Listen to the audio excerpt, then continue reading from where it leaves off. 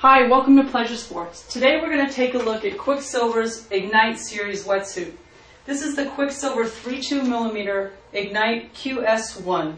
It's constructed of 3mm neoprene in the core and 2mm neoprene in the arms and lower appendages. It's made of 100% Fiber-Lite Neoprene. And Fiber-Lite Neoprene is a new neoprene by Quiksilver that's 14% more flexible. It's also lighter weight, it absorbs less water, and it dries faster. So one of the things we're going to take a look at first is the amount of stretch that this Fiber-Lite Neoprene gives you in this wetsuit. So what we're looking at is a high-performance wetsuit using high stretch, high-quality, super stretch neoprene throughout the entire wetsuit. You'll also look at the innovative design of Quiksilver's underarm gussets. There aren't any seams, and when you don't have seams, you get to really maximize the stretch within the neoprene. And we're actually able to stretch this wetsuit 100%, even though it has a super welded seam, which is a watertight high-end seam. So this is actually called a liquid fluid seam.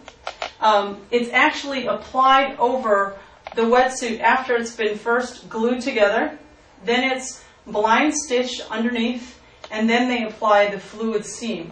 This makes the suit watertight on the seams. It keeps you warmer, and in turn, you can actually wear a 3-2 wetsuit like this in some of a 4-3 water conditions, so the 55-degree temperature rating. It all depends on your tolerance to cold water. But typically when you have a high-end suit like this that uses the high technology neoprenes as well as the liquid tight seams, you can actually go in colder waters. And as we know, a thinner neoprene actually allows us to have more flexibility. So to be able to go in colder water and have more flexibility kind of makes it a little bit more fun out there. So you can see how gummy this wetsuit is. A couple things I want to take a look at is this top entry. What we're noticing is a trend in design, a lot of top entry wetsuits. What a top entry wetsuit actually allows for, again, is less seams in the design.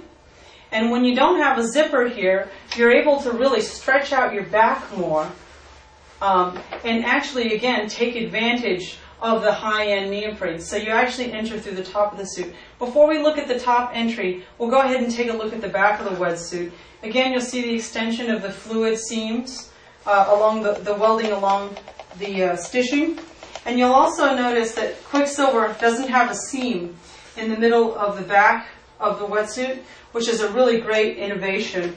Because if we're sitting on our board or sitting on a jet ski or straddling anything, and we put stress on a seam, and the old school wetsuits used to have them, we actually will break down the seam. And here we don't even have the seam. So you can imagine how great that is for the longevity of your wetsuit. Let's take a look now at the top entry portion. So how you get in this wetsuit is you first unclip, unzip, take it off the hanger. I actually just go down. I put my hands right on the armpits of the wetsuit on both sides, and I just flip her inside out, and I turn the wetsuit into a pair of pants. Now you go ahead and put your legs in, the top portion. You bring this portion up to your waist, and then you gently slip in your arms, your first left arm, and then your right arm, and then you pull it up over your shoulders. Once it's over your shoulders and you're comfortable, you go ahead and put the neck over it, and we'll put it back on the hanger so you can take a look at that. You can see how stretchy that opening is. Put the neck collar back over, and then you go ahead and zip it back up. It's really a great design. Again, maximizing the stretch.